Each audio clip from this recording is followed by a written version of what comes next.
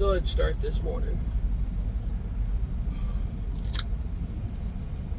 Oh.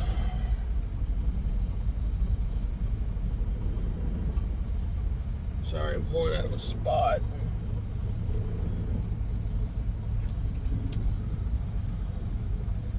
It's kind of tight quarters.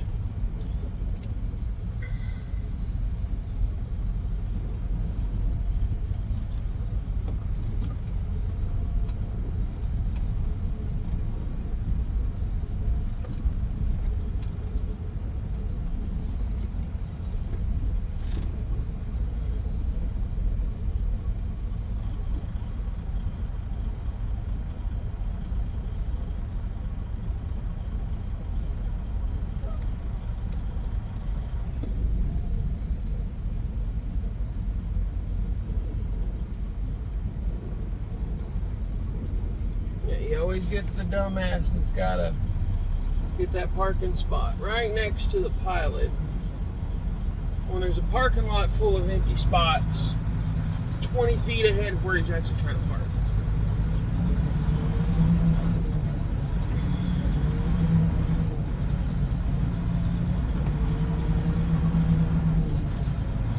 And that's kind of going to be our topic for this morning.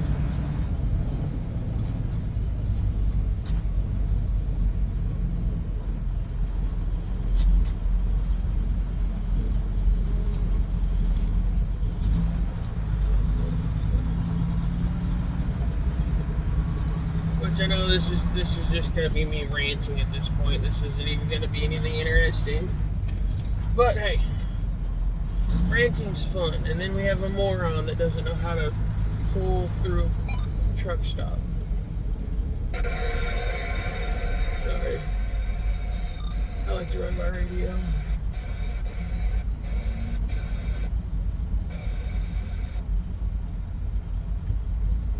You gotta love the guys driving trucks that look like they just came out of a blue-collar job and they're not all there. Like,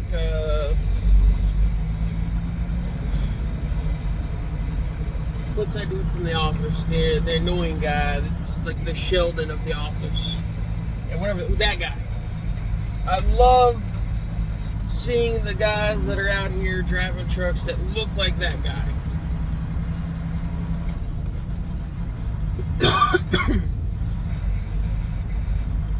And then everybody and their mom's trying to get into the pilot.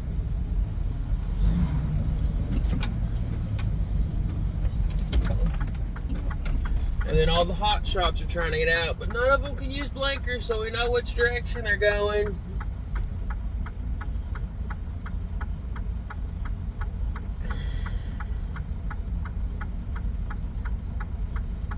I have nothing personal against hot shot drivers, but I hate them. If you're a hot shot driver and you're watching this, we all hate you. Mainly because you're acting like morons out here and you don't use common sense. And when your slow asses won't get over or hold back so we can get around shit because you're four-wheelers and you can speed up faster than we can because you're tiny. No, you're not. Half the time you're struggling to pull your ass up the hill. But again, don't take it personal. This is just me ranting.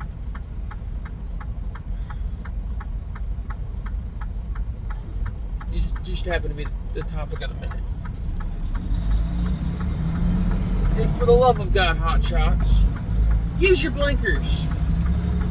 Get a damn radio. I don't know how many hot shots that I've come up on and they've had shit loose or about to fall off. And because they don't have a radio or nobody understands head flights flashing at you continuously means something's wrong.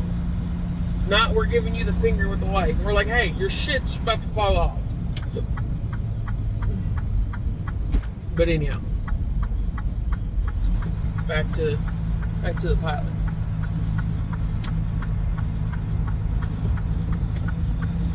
I like to stop at this pilot in Matthew, Missouri, here on 55. I think it's exit 58. I think it's 58.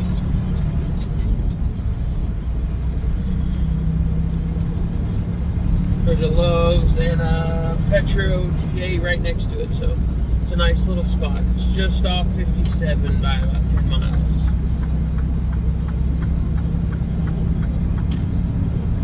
But yeah, back to that. Why is it that nobody, and I mean nobody, fills in the parking lots as they go? No, everybody's got to pull over. They've got to pull over to the empty side of the lot and park all by themselves to be the little turd in the middle of the punch bowl, and then everybody else will park like right next to them, but they'll leave a space, and then the next guy will pull in next to him but leave a space between them. So you've got a truck space. Fucking fill in the gaps, people. Fill in the gaps. That way, when the dude pulls in at like 10 at night, he can just grab the end spot. Not like the end of the row, but like there's 50 spots and only 25 trucks, but they're all being assholes parking one space away from each other. Sorry, my dog's doing stuff. And then that makes it a headache to pull into anywhere, because you've got to worry about people on both sides of your trailer backing up, plus the people across from you, because they never give you enough space from the one set of parking lots to the other to pull out without thinking you're going to take someone's cab off, let alone their hood. But seriously, people, fill up the parking spots as it goes. Don't be that asshole that like, oh, there's 50 spots. I'm going to park one away from the guy already there so that there's a spot between us. No. Pull in right next to that guy. Like, fill in the spaces. Like, don't leave gaps. That's why people take bumpers off. That's why people struggle to park. Because you morons would rather see an empty parking lot with one guy and you'll park 3 spaces away from him instead of going ahead and pulling out and around and just pull up right next to him so that there's no gap. Which I get a lot of the times. There could be like 5 trucks in a row and one guy pulls out and that's the empty spot. Yeah, but the amount of truck stops I've found or I've seen, well, where I'm pulling it like 5 or 6 to get fuel because I don't usually park till about 8 or 9.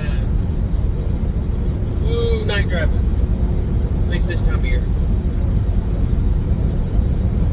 And you'll have assholes making spots over by the entrance when the back parking lot's empty. Like, I mean, the whole row is empty.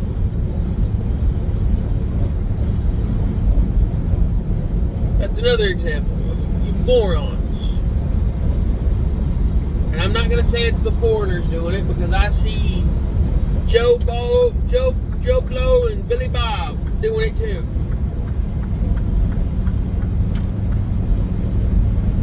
And it's not always the fat guy. Sometimes it's just the old guy.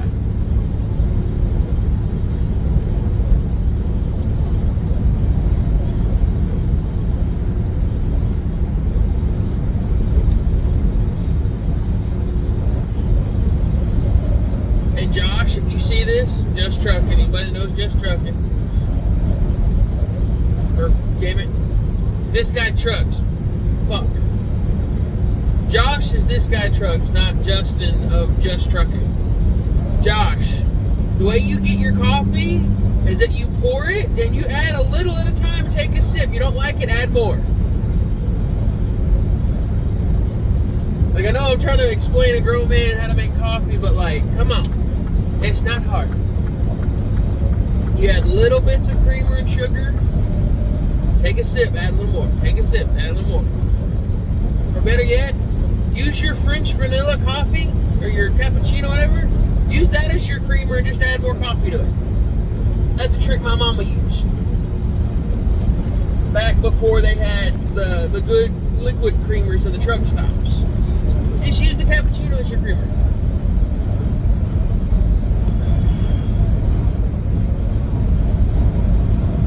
But yeah.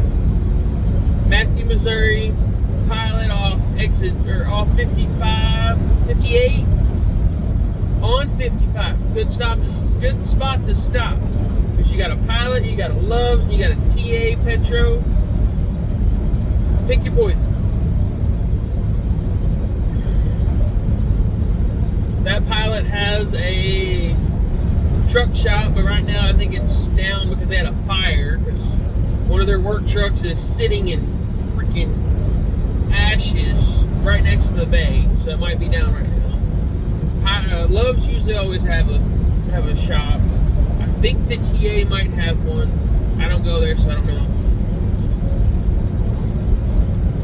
If I remember, I'll throw up a Google satellite image. Which I've got I've got editing software that I found on Microsoft Store for the desktop computers. I've been using it. I'm still trying to get the hang of it.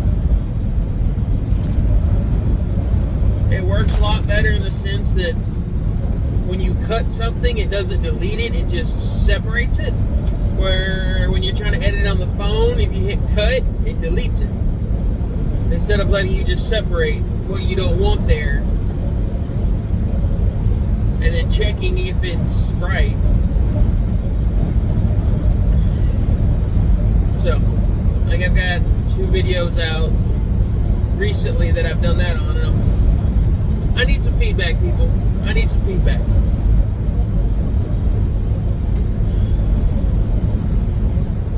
Like, I've only got like 30 subscribers, so I know I don't got a lot of people, but anybody that sees this, leave me a comment. I'm not gonna ask for likes and subscribes. Fuck that. I hate when people do that. I hate it. It's YouTube. Everybody knows what you do on YouTube. And every creator that's like a streamer or the reviewers or the what's the other word? What's that fancy word that all people like to use? They're content creator people. The ones that like take it way too serious and they're like, this is my job and this is what I'm doing. I'm a content creator. I'm a promoter. Yeah, fuck you. Fuck you and your please like and subscribe bullshit. And intros. You like full-time only YouTube makers? We don't need a 10-minute intro. Throw up your logo, throw up your name, add a little music, 5 seconds. Quit cheaping out using your intros to get your 30-minute videos.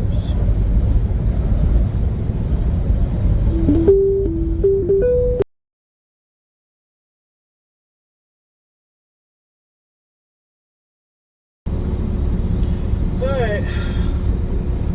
Same day. So I got down to Memphis.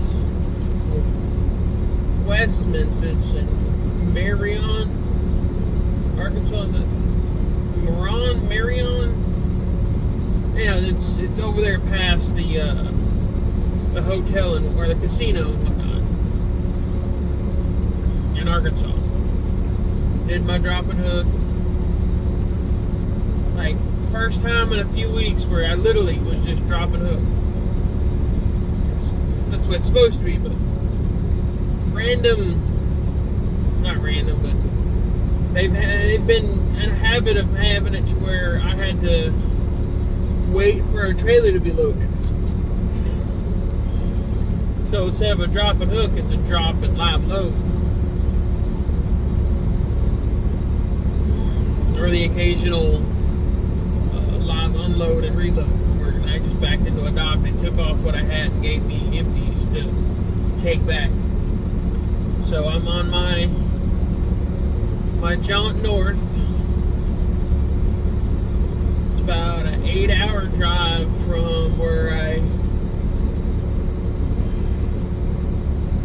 drop it up to Spiceland, Indiana, where I stop at that pilot for the night. And then I get to do it all over again tomorrow, where I pick up in Richmond, drive 4 hours to Fairbury, Illinois, and then just start hauling ass south.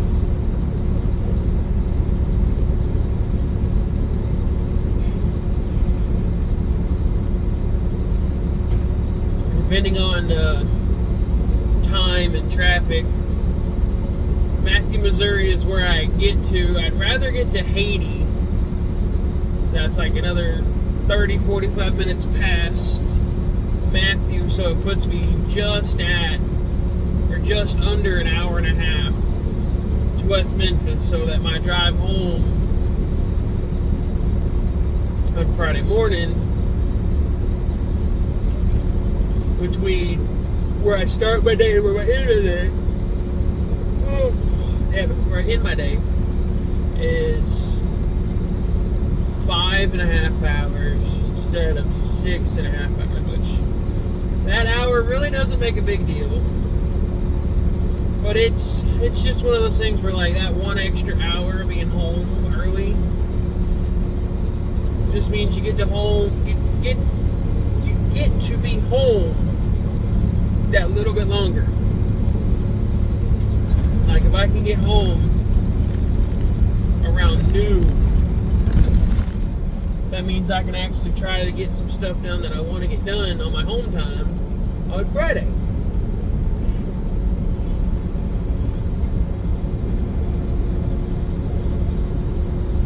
Because otherwise, it just feels like my home time is rushed. And then I get into that bump in a log spout where you don't want to do anything because you won't be able to do anything like productive, or you won't be able to get into doing anything you want to do, like going anywhere, because then you're like, well, damn, I'm never home. You want to spend as much time as you can home, whether it be to relax or just to see your family or whoever you live with, just to enjoy your time home. But if that's it with me, that's the way I feel when it comes to hometown. Like, you don't want to get into anything or start anything that you can't actually finish. Like, I need to build some shelves, which I'm just gonna get some wood from Lowe's and some screws and just make my own shelf and hang it on the wall. Because I need some more storage space in my little pit corner for my RC stuff, and then I've got a few things that I would actually like to have sitting out, just kind of displayed, I guess, which I never have company, so I'm not showing anybody anything, but just to make it my own space.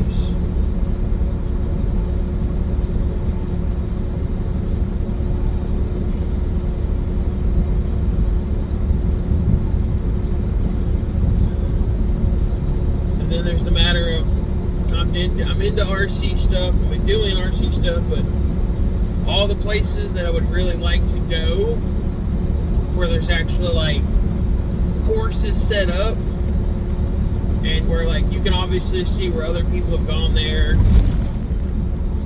so like you're not having to just go find a pile of rocks and just be like, all right, well I'm just gonna mosey on over these rocks however willy-nilly. It can be kind of boring. Or at least if you go to a place where it's set up and somebody's pre-set up a trail, you're not just having to make a trail and figure out how to go over it. You're just kind of figuring out how to get through what's already been made. I don't know if that makes sense to everybody, but that's me. And then I've got a rig that I'm trying to modify, which will be my first, we'll call it build, because I'm going to have to replace the electronics, I'm going to have to replace the axles, probably the shocks.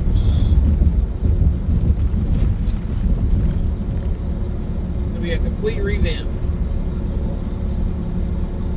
But it's going to cost me more to do all that than it did to buy the truck the way it is. So there's that. I'm trying to figure out what I can get, what I can afford, what I can reuse or piece and part together.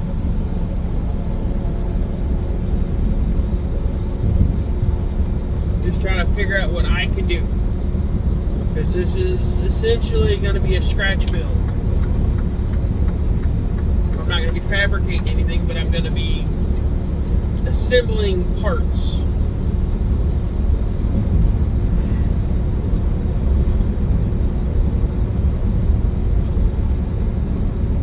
And I've got a lead on some used axles, which I'm hoping I can get pretty cheap. Because everywhere I've looked online for the axles that I want to use from other trucks for this one to make it something are like $100 for a set of two, like front and rear. And in those instances, a lot of them don't come with the drive shafts, the gearing, the bearings. It's just the housing. Now they're $100 because they're metal, which that might be an option in the future once I figure things out. So that's why I'm trying to go cheap and used and anything and everything that I don't really have to buy that I can barter for.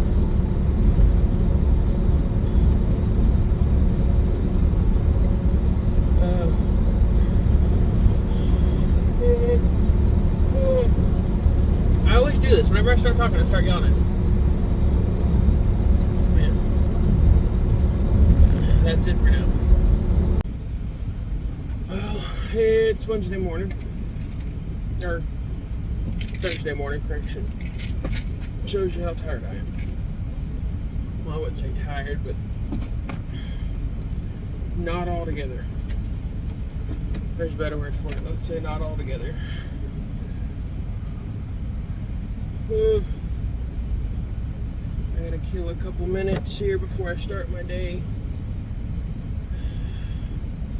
I figured I'd finish up yesterday's video and try to get this posted. So you're gonna sit here while I do my contacts and I run my mouth. So I have that screenshot for Matthew, Missouri that I'm gonna try to put in here. It's a nice spot. I'm here at Spiceland today. There's my breakfast.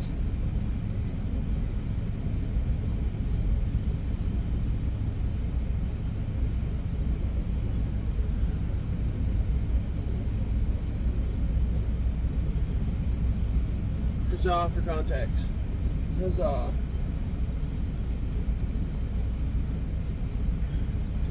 So yeah, what I was gonna try to talk about last night, but I just got tired. I wanted to eat my dinner and watch some anime. Yeah, I'm one of those grown-ass adult that watches anime. Though in all fairness, most anime isn't rated for children because it's not a cartoon, it's an anime. That's another discussion for another time. Yeah, I was driving through Indiana last night from Illinois, and it's raining, like downpour. And it seems like every other dipshit and their damn white Volvo or some dummy that's all about you worry about yours and I'll worry about mine, which is the dumbest mentality you can have out here. The one thing you need to worry about more than anything else is everyone else, because you can only control what you have control of. You can't control that some dumbass is going to pass you in the left lane and blow a tire out and throw shrapnel at you from the tire. You can't control some dummy trying to pass you in a construction zone on uneven ground when it says left lane trucks only, because it's smoother and a little wider over there. But he's going to go flying by doing 70 in a 55 construction zone.